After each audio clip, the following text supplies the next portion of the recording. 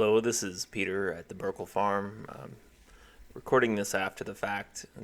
Today's video is going to be kind of a collection of shots that Ann and I took as we were going about our normal course of work around the farm. And just want to discuss a couple of different topics that are top of mind for us right now. One of the things that I'm really just kind of breathing a sigh of relief on as we've really started to get rain coming back.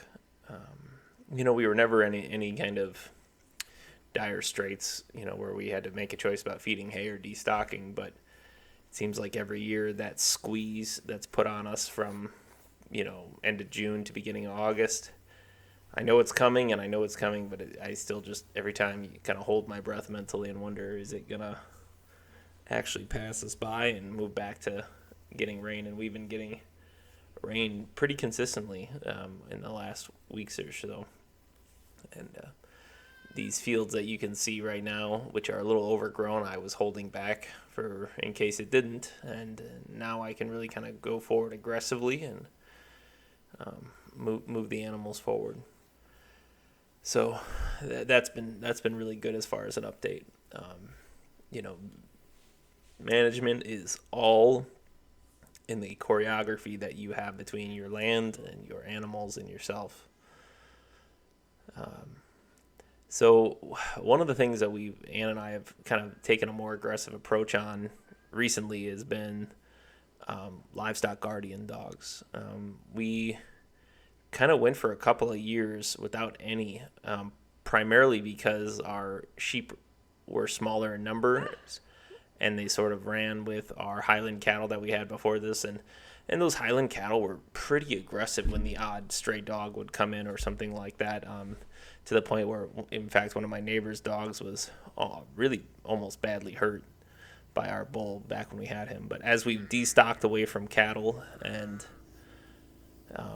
really moved heavily into sheep, and we just have a few, we have that cow calf and that steer left, hearing those coyotes howling and is kind of top of mind. So we've recently added a adult guard dog, which is, I would say, is of mediocre use. She's pretty skittish.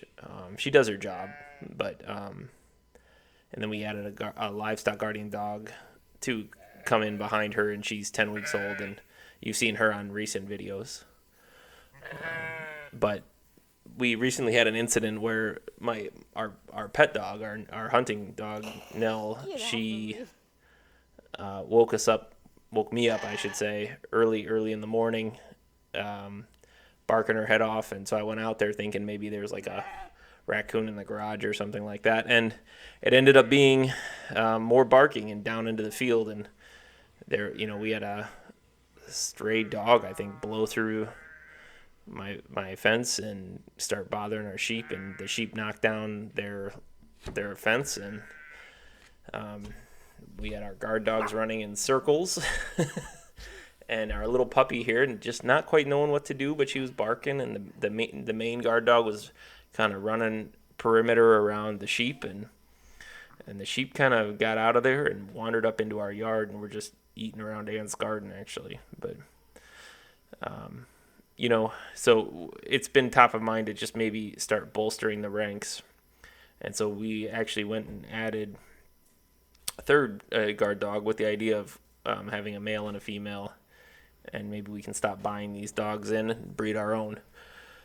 But it's been an interesting lesson because I've never had these two puppies, and they're very different than a pet dog to me. And getting the kids to and Ann even to see them as livestock instead of pets has been difficult, but doable, and they understand it.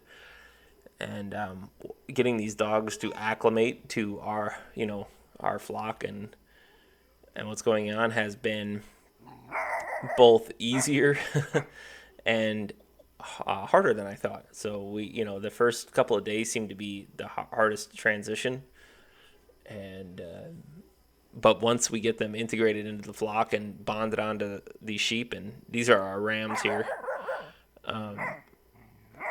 it doesn't seem to be a real problem. They just want to stay put. So even with those fences knocked down when that stray dog came through, it was really not a problem. They didn't really want to go too far from the sheep or where they were. And you can see the dogs here barking and wanting to play, but we don't mind the barking, but we're not going to engage in petting and playing because we want her to stay with the sheep.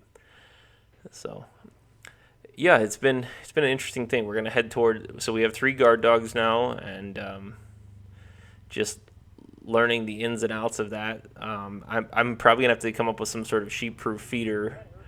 So far, I've been feeding just old, like not old, but the beef trim that we don't want to eat from our steers. And we've just been grinding it up into a burger, and they've been eating it and been happy. And of course, the sheep aren't interested, but you can see me right here. I'm feeding the ground trim, and she is pumped for it. But eventually, we're gonna have to start integrating some kibble in between, when our animals are giving us some of that. And you can see right here I have our big dog on a drag, because every once in a while she does get up a great big head of steam and wants to run, and I don't particularly want that. We're on a busy road, so I put her on an old fence post pounder, so she'd have to really work hard to run far, and it seems to work. I got that idea from, I think, a Greg Judy video. But it's giving me peace of mind to know that we're having some protection out there, because next year we're expecting 70, 80, maybe 90 lambs as we continue to scale upwards, and it's going to start looking like a tempting target to the wildlife out around us. And I got these dogs from up north in Minnesota because I was focused on getting dogs that could stay outside with the sheep all year round. And that white dog in particular came from a sheep farm up in northern Minnesota where they have to contend with wolves. And that farmer, I think she said she keeps 6 adult dogs around at all time, and then some younger ones as well. Now, obviously, we don't have wolves down in southern Minnesota, which is fine by me. And so we're really happy with these dogs. The white one is a Marama purebred, and the adult dog, she's a Pyrenees Marama mix. And then the male dog we picked up, and he's like 9 weeks old. He's a Karakachin. I'm probably saying that wrong, but that's from Serbia mountain livestock guardian dog. That they're huge. The sire was like, she said 160 pounds or something crazy like that. So, so yeah, we're on a learning journey with this. We'd love to hear if people have advice. I've kept in touch with the breeders and asked them a few questions here and there. I'm going to close out the video. I've recently read through James Rebanks' book, The Shepherd's Life, and I thought I'd just read, because he's a fantastic author, just a little bit out of it, and then close it out with, just the sounds of what the animals are doing. So this is James Rebanks' The Shepherd's Life, Chapter 1.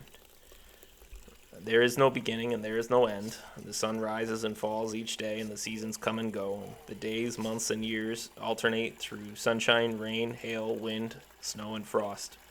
And the leaves fall each autumn and burst forth each spring. And the earth spins through the vastness of space. The grass comes and goes with the warmth of the sun, and the farms and the flocks endure, bigger than the life of one person. And we are born, live our working lives, and die, passing like oak leaves that blow across our land in the winters.